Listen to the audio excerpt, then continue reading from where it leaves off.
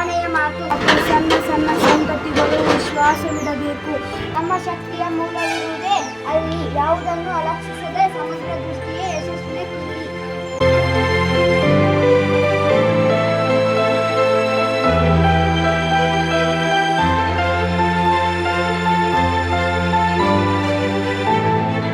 ಅಳತೆ ಮಾಡ್ಬೇಕಾದ್ರೆ ಅದ್ರ ಉದ್ದ ಎಷ್ಟು, ಅಗಲ ಎಷ್ಟು ಅನ್ನೋದನ್ನ ನಾವು ಸರಿಯಾಗಿ ತಿಳ್ಕೊಂಡ್ರೆ ಮಾತ್ರ ಏನಾಗುತ್ತೆ, ನಾವು ಆ ಕಿಟಕಿಯನ್ನ ಸರಿಯಾಗಿ ಅಳತೆ ಮಾಡ್ತೀವಿ.